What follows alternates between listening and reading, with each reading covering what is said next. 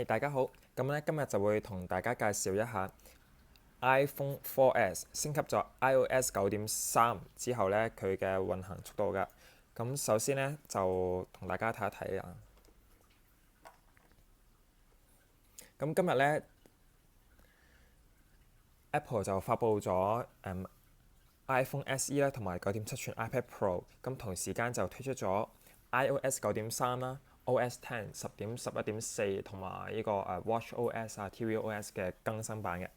咁好啦，大家相信好多人都用緊一啲比較新嘅 iPhone 啦，即係例如5S 啊、6S 嗰類嘅。咁 4S 其實咧都 keep 住有好多人用緊嘅，我都見過有好多人用緊。咁但係有幾多人會 update 上 iOS 9.2呢？咁就用緊嘅人就可能未必會 update 上去啦，因為佢哋未必會知道咩叫系統更新嘅。咁但係知道系統更新 update 咗嗰啲呢，就會發覺，咦，之前就話部機越嚟越慢，慢到用唔到，換機啦。咁好多人都換咗機。咁好啦，咁其實一部2011年嘅機咁樣至到而家，咁你仲可以有最新嘅 OS 去 support 呢？咁其實都算係咁樣啦。咁我哋睇一睇佢行9.3正式版嘅速度係點樣啦。嗱，之前咧iOS 8咧簡直係災難。咁九點我覺得 iOS 9比 iOS 8咧係好咗啲㗎啦。雖然即係大家都話有好多 bugs。咁9.3咁微粒啦，部機 update 完之後，其實同9.2係差唔多嘅應該話，因為佢本身升級咗上 iOS 9之後呢，部機其實就唔係好負荷得到呢個最新嘅系統嗱。Notification Center 嗰個畫面，咁嗱係掹落嚟嗰下，第一下會有啲叻機啦，之後就唔算太叻嘅。Control Center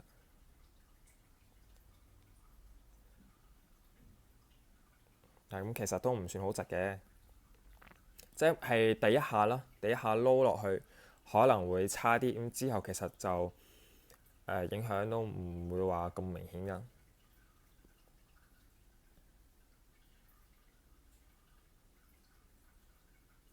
OK，咁App Store 啦，咁你要撈一撈，咁因為本身佢上網係慢啲嘅，咁就算 WiFi 都好啦，例如有其他嘅機啦，例如 iPod Touch、iPad 啊嗰啲咧，或者新啲嘅 iPhone 咧係行緊802.11 AC 啦，或者係5GHz 嘅 WiFi，咁佢行2.4GHz 嘅 WiFi，咁所以係絕對有分別㗎。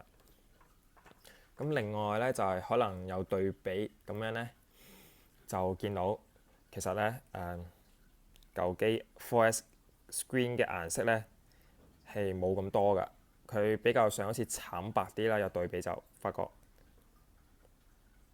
顏色係會鮮豔啲，顏色多啲㗎新機。咁另外咧就係4S 升級完有咩新功能呢？咁其實就真係冇乜新功能。咁樣只係iBooks 啦，會有個iCloud 同你升翻啲 PDF 檔落去啦，可以咁令到你唔需要經過 iTunes 都可以將所有機嘅 PDF 檔同步到。咁另外就係Notes，咁入面咧就有繪圖板啊，同埋可以加 password 嗰啲啦。咁但係就 4S 我要睇一睇佢有冇呢啲功能，例如畫圖啊，係冇畫圖功能㗎。咪同之前一樣，因為其實呢部係我嘅後備機，咁樣就其實係平時係好少用。咁上網啦，呢個係Web App 嚟嘅。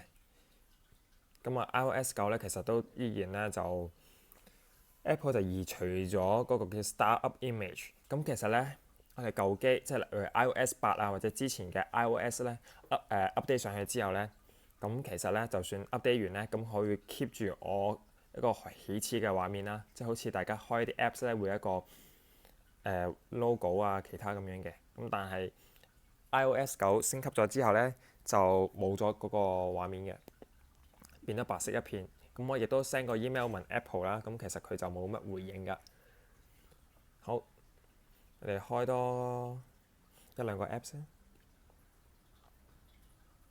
Geekbench，我哋陣間先試下。而家我哋睇下，主要係睇下當開咗幾個 apps 之後，咁佢會係速度會變成點樣？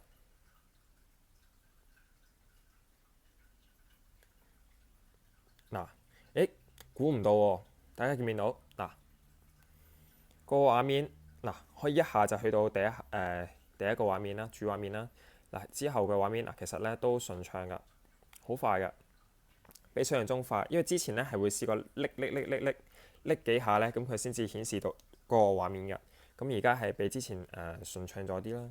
嗱，你係唔覺輕輕一下佢就已經係會自己可以掃到過嚟。嗱，畫面其實係順暢㗎。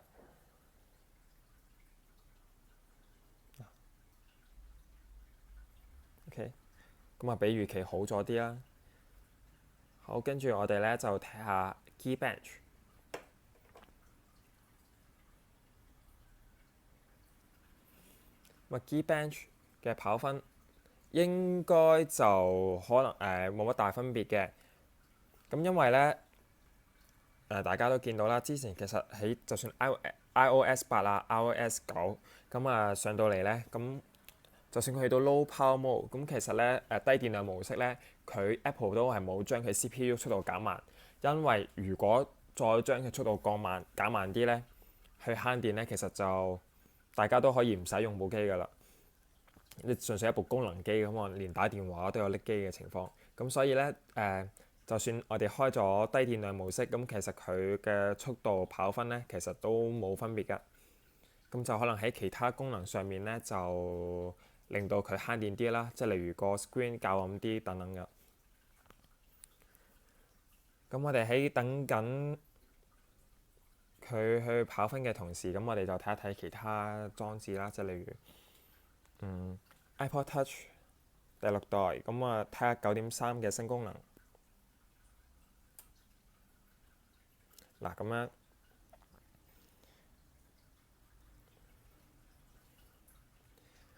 首先咧就係Live Shift 啦，頭先4S 係冇㗎。見唔見到？嗱，變黃咗㗎，個 screen 有對比嘅話，嗱就咁睇咧，你就未必覺得佢黃咗。有對比就會發覺係好明顯。咁而且咧可以再校到好深色都得㗎。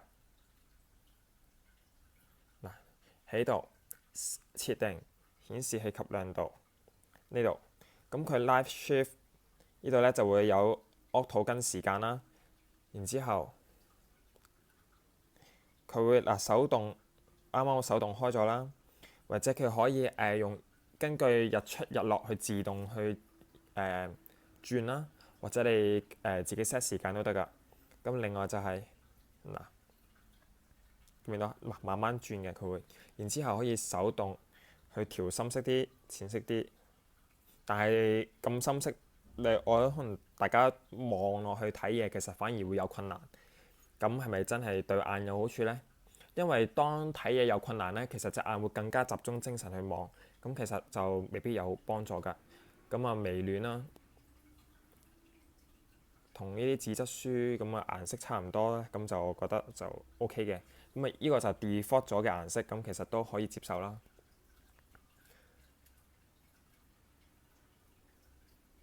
係啦，好咁4S 都差唔多行完呢個 Geekbench 啦。咁時間係大約差唔多3分鐘。217/410。咁我哋睇睇之前其他裝置喺 Geekbench 上面嘅平均分數405㗎。咁410咧就同第5代 iPod Touch 一樣。咁但係其實我之前行過好多次，其實都係大約405至410度。咁其實分別不大。咁咧410就係 iOS 9.3啱啱行嘅。402 9.2.1。397啊，呢個係最低嘅9.2.1裏面咧，大概400度啦。咁啊410咧，其實就係我行過嗱407都係9.2.1嘅，咁都係亞灣喺嗰段時間即係叫做平均啲啦。9.2、406、9.1、407，咁嗱上咗嚟 iOS 9之後咧，嗱同 iOS 9.0.2當時咧就同大家講過就話佢嘅速度係提升咗嘅，咁咧嗱其實就回復翻當時9.0.2嘅情況咯。咁啊，大家都可以睇翻我之前 channel 上面關於9.0.2嘅介紹㗎。咁即係話9.3對於呢個 4S 嚟講咧，其實就快翻咗少少啦。同埋我哋睇下 Siri 嘅反應點樣啊。Siri 今日天氣點樣？OK，以下係今日嘅天氣預測。出面有冇落雨啊？今日會落雨，要帶翻把遮。嗱，今日會落雨，帶翻把遮咁樣啦。咁其實都反應都正常啦。之前升級咗9.2嘅時候咧，就曾經係要 load 一段長時間先至出到畫面嘅，咁就而家都冇咗嗰個咁嚴重嘅延遲嘅。咁呢個就係iPhone 4S 升級咗 iOS 9.3正式版之後嘅情況。咁啊，多謝大家收睇。